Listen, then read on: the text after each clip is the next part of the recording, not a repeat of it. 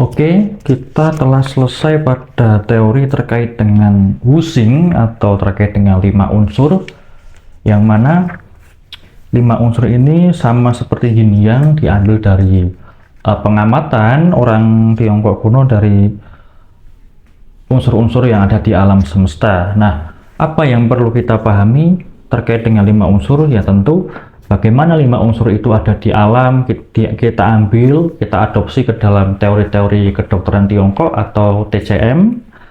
Kemudian nanti kita banyak ada terkait dengan rasa, kemudian arah gerakan, nanti juga siklus musim-musim ya kita pahami.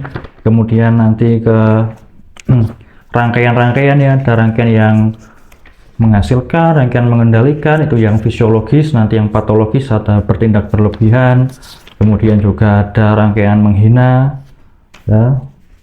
Kemudian nanti kita masuk ke tabel yang persesuaian ya, jadi ada 5 unsur itu kita kaitkan, kita cocokkan ya, persesuaian, kita sesuaikan dengan berbagai macam penggolongan ya, pencocokan. Ada musim, arah, warna, rasa, ada iklim, kemudian tahap-tahap perkembangan, angka, planet, ada kemudian hewan jinak, biji-bijian, kemudian organ yin, organ yang. Nah, ini mulai masuk ke tubuh. Kemudian juga ada organ-organ indera, ada jaringan, ada emosi, dan juga terkait suara atau bunyi-bunyian. Nah, ini ada yang adalah yang merupakan persesuaian. Kemudian nanti kita terapkan masing-masing unsur itu ya, teori 5 unsur itu ya, masing-masing unsur kita protoli dan kita akan sambung-sambungkan dengan panah itu pada rangkaian, dan nanti kita akan terapkan di dalam tubuh manusia seperti apa. Nanti ketika rangkaian menghasilkan dan rangkaian mengendalikan ya, fisiologis itu bagaimana itu ketika terjadi di dalam tubuh manusia. Kemudian nanti ketika ada rangkaian patologis ya, rangkaian bertindak berlebihan dan juga rangkaian menghina atau memberontak, itu jika terjadi di dalam tubuh manusia itu jadinya seperti apa. Nah, kemudian nanti kita banyak catatan-catatan yang sudah kita pelajari, dan kita bisa juga memahami tidak 5 unsur ini di dalam diagnosis ya. Jadi ada pada warna wajah, kemudian pada bunyi-bunyian, pada bau, emosi, pada rasa, pada jaringan-jaringan tubuh, pada lubang indera, pada iklim. Dan kemudian nanti kita terapkan pada pengobatan, baik itu akupuntur maupun pada herba dan juga diet atau pola makan. Nah, seperti itu.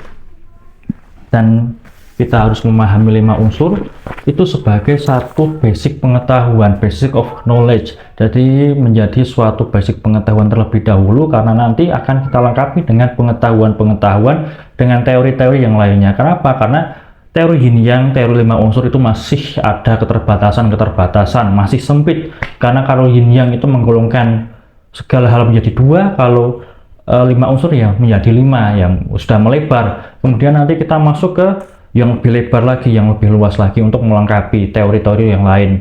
Teori substansi vital, penggolongan sindrom, teori organ dalam, ya, teori penyebab penyakit di dalam TCM, dan masih banyak lagi untuk melengkapi pengetahuan kita. Ya, jadi tidak cukup berhenti sampai di yin yang dan 5 unsur ya, karena banyak keterbatasan. Maka ya, setelah ini kita akan lanjutkan pada teori-teori yang selanjutnya, yang kemudian setelah 5 unsur itu adalah teorinya adalah substansi vital. Kita akan pelajari satu persatu secara lebih mendasar sebagai pelengkap pengetahuan kita terkait dengan berbagai macam teori-teori TCM. Nah, seperti itu.